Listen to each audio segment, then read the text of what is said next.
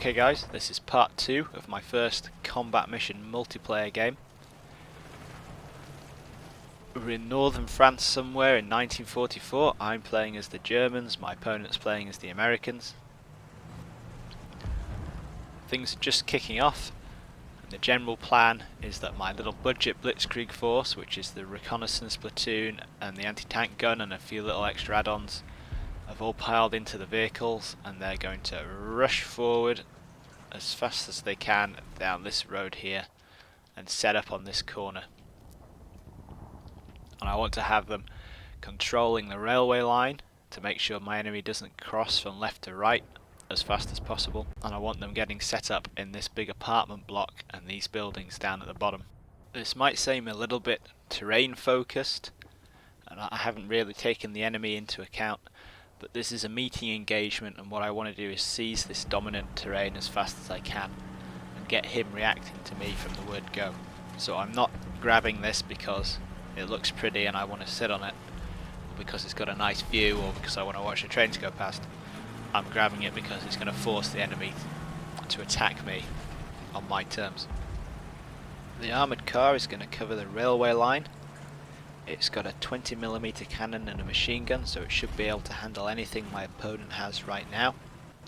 But it's just a stopgap measure before I can get the anti-tank gun set up down there. Everyone else, except the mortars, is moving up on foot. They're pretty bunched up right now and they make a fantastic target along with the traffic jam while the budget blitzkrieg tries to negotiate its way through the pathfinding. But we've agreed to no pre-planned artillery, and it's too soon for the enemy to get over here, so it's not that big a deal right now. The first of the recce teams are hopping out and getting into position. And the reason why I sent the recce platoon up is because each little team has an MG42, so I can fit more MG42s in the vehicles than I could if I'd sent the rifle platoons, and I need those 42s up front to get as much firepower out as soon as I can, as soon as we spot the enemy.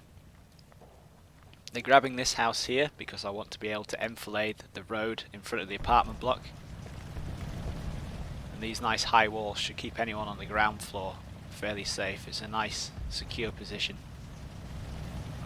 From the top floor we're already spotting the first enemy troops popping up and taking some pot shots. That's a rifle grenade there on the end of his M1, which could be bad news actually. Like the recce half tracks coming up, that's another 42. You can just hear in the background there, that was the 20mm cannon going off. If we rewind a bit, go back to the railway line just as the truck's crossing over.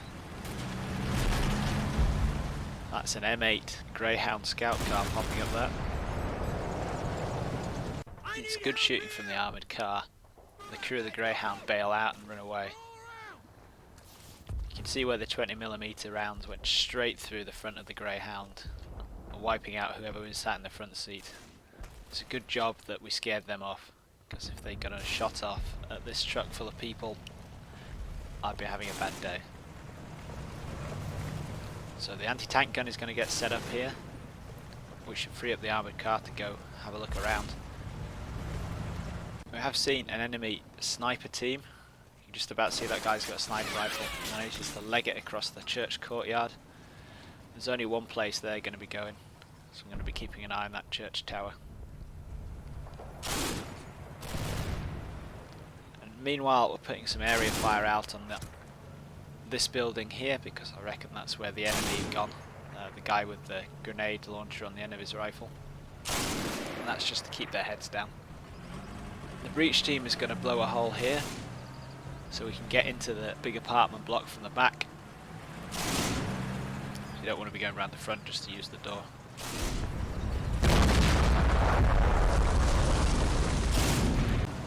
In they go then. I'm also pulling the recce half track back so it's not overlooked by the church tower, because as expected that's where the sniper team has popped up again. The recce teams quickly light them up and pin them down. This is why I wanted those MG42s up forward, because they can just put so much fire out so quickly. Meanwhile, the vehicles are heading back to pick up the HMG teams. My rifle platoons are moving up. But over here, centre and right rifle platoons are getting opened up on by something down the end of the street. I'm taking a casualty there. And it's a little HMG Jeep, or MMG Jeep, with a 30 cal on the back, which must have slipped through at some point. Whatever, I'm going to have to deal with it. My troops are putting a bit of fire back. It's not very accurate. Sending my right hand platoon off to go deal with that Jeep and clear out the right flank, just in case anybody else has gotten up there. The centre platoon is heading on into the main objective. They're heading into this compound here.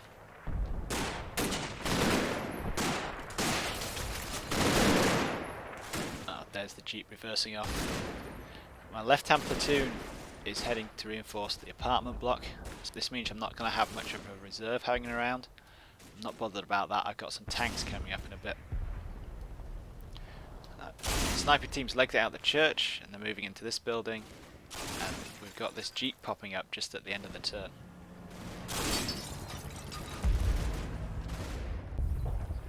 That church courtyard pretty much represents the limit of my opponent's freedom of movement over on this flank. But if he pushes any further, he's going to get channeled by the high compound walls right into the recce team kill zones. He probably doesn't know how many men I've got down here, but they're putting plenty of fire out, and hopefully that's enough to give him pause for thought. He is up to something though. We have a quick look here. He's putting some smoke out at the intersection, and there's some enemy down here. There's only one reason he's going to be putting smoke out there. Just about to see a guy down there running left to right. He's got some forces trying to cross down here, and we'll see what they get up to. The guys who threw the smoke grenade though are putting some fire out and getting plenty of it back straight away. MG42 doesn't particularly care how big those walls are. Back with the rifle platoons, my sniper team is moving up as well. Until the spotter gets nailed by the Jeep, and the sniper himself decides to go all serpentine and run around like a headless chicken all over the road. Somehow manages to survive. My right hand platoon is closing in on that Jeep. I've also got a couple of spots popped up in the middle here. There's a guy running down that street. As time goes on, I'm going to be getting more and more contact and spot reports. That's going to gradually help me build up a picture of what the enemy's doing. It's a bit scanty at the moment, but that's balanced out by the fact that he's quite constricted by the terrain. Got my left-hand rifle platoon is popping up down in the bottom right there, and the recce half-track gunner just got a hole in his head. That's not very nice. Those would be the guys who came up the Jeep then. I need to get them suppressed pretty quick. That guy on the left's got a radio. That means he can call for mortars and things like that. I'll just pause it there for a second. It's another disturbing thing. This is turning out to be a bad turn. There's some enemy infantry legging it across the railway line up there. And the armoured car and the AT gun don't seem to be doing anything about it. Sort of expect that to some extent. It's only looked like a couple of men. And naturally it just wouldn't be a whole turn unless the Jeep popped up and shot at me. There we go. You can see all these guys stacked up against this wall.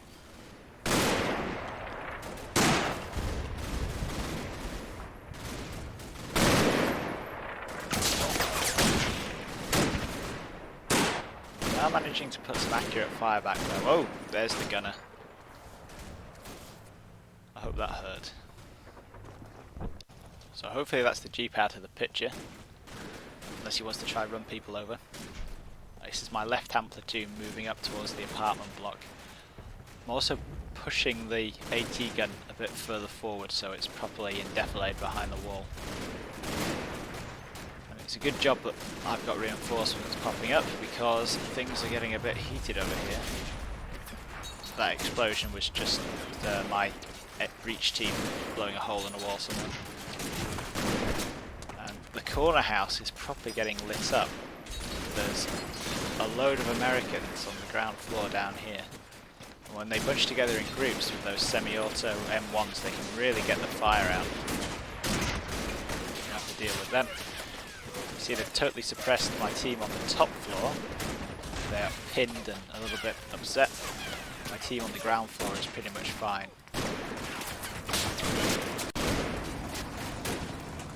The fire gets too much for the top floor team pretty quickly and they decide to leg it out the back of the building, which is fair enough. They'll be back in on the next turn and they'll be on the ground floor where they'll be totally fine. The other team has no problems at all. All those ricochets going everywhere.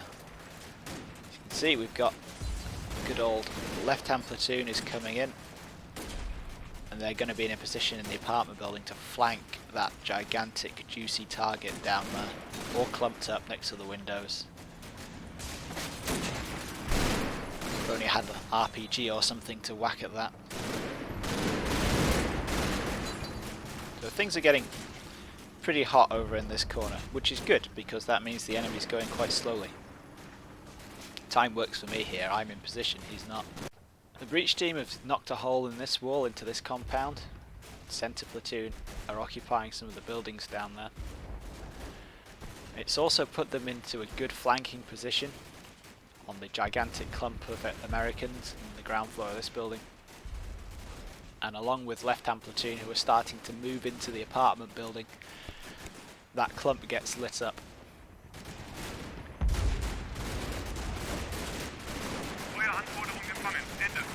It doesn't take a long time for the Americans to lose their nerve and either go to ground or start running out the back door.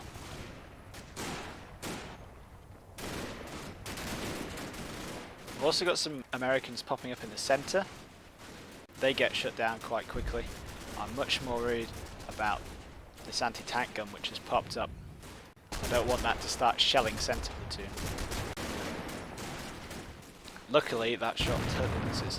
Just behind centre platoon, the sniper has spotted something out the back window. And it's back! That's amazing. The gunner got knocked off last time, so presumably these guys as a small team got across the railway line. Luckily the sniper can actually shoot as opposed to most people. The Jeep's luck has got to run out at some point. Passenger grabs the gun, gets a few rounds off. Reverses out of line of sight the sniper, straight into the right hand platoon.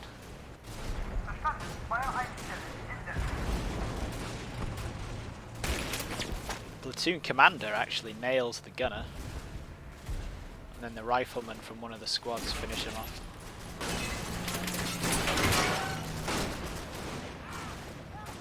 So that's that over and done with. I just need to push right hand platoon up this little bit here. Let's see if they can't flank the AT gun. And this MG team which has popped up in that building there. That's giving a few problems, but just like in the corner house, my men in the compound here can just drop down below this compound wall and they're out of sight. All the shooting on the left continues. The big event though is the enemy's blown a hole in this wall back here to get into the back of the church compound. So I can bet that the troops that we spotted on the other side of the road have gotten across and they're pinching through. Oh, there's somebody. So I'm going to be dropping mortars in that church compound. And just for a bit of added punch, the HMG teams are getting themselves set up. The last one's pushing up down the back of the apartment building.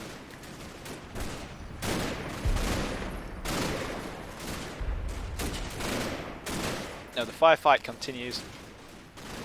All I want to do here is slow him down, and it seems to be working. We've got 18 minutes left now. Let's have a look at how things stand. In terms of the objectives, I'm holding the left hand one and contesting the one on the right.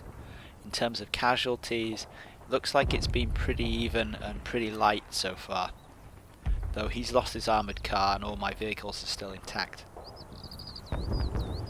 My forces are pretty much where I want them to be right now.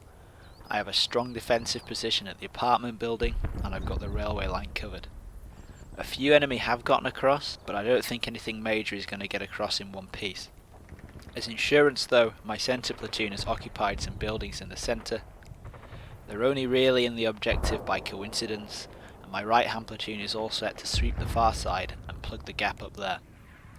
In terms of defence, I don't have a lot of depth, but my opponent faces some seriously challenging open space and defilated positions, so I'm not overly worried. Enemy forces are actually looking as if they're almost mirroring mine. I'm seeing clumps of spots in the left, centre and right. He is in a tough situation. If he wants to advance, he has to cross the railway line at some point, and that means he's going to take casualties from my positions up there. The best way to make crossing the rails safer would be to take and control the apartment block. He'd be able to see right into my side of the map from up there, but attacking the apartment building should be another high casualty option now that I'm well dug in. That was the point of grabbing this key terrain. Hopefully I've put my opponent into a kind of tactical catch-22. It doesn't matter what he does, he's going to suffer. But we'll see. I'm pretty sure he's reinforcing his men in the church courtyard right now, which is why it's going to be mortared. So it could be that he's going to go for that option and attack the apartment block. He does have 2 Sherman tanks coming in at 15 minutes, or in 3 minutes, so maybe he's going to wait for armour support before he pushes. Those tanks could cause some problems, but there's plenty of defilade about. My troops up there have plenty of Panzerfaust, there's a Panzerschreck team, and urban terrain is not tremendously good for tanks in the first place. I also have my 2 tanks are coming in at the same time, 2 Panzer IVs, and really my options for them are actually quite limited. The same buildings and high compound walls that are good cover and concealment for my infantry are going to really limit my tanks' fields of fire and their movement options. So it's going to be difficult to defend with them, and I can only use 3 basic routes to advance with them. I can go left and come out next to the corner house in the church courtyard. I can come out the middle by going left and then up the railway line, or I can go right. Obviously I'll be waiting to see what happens, and I'm not going to commit to a rigid plan right away, but I'm thinking that I don't want to let my opponent roll up and start pounding my positions with his armour.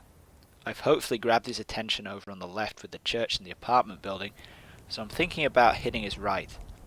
My right hand rifle platoon is moving into a position where it can probably punch across the railway line and attack the enemy AT gun. So why not capitalise on that and just keep going? If I can get my tanks around this flank with some infantry support, he's probably going to be in an even worse position than he is now. It's just an option, but it's looking pretty appealing at the moment. We'll see what happens. He could have some surprises of his own. So, comment, rate and subscribe guys. Let me know what you guys would do, what you guys think. Anything could happen in part 3. I'll see you then.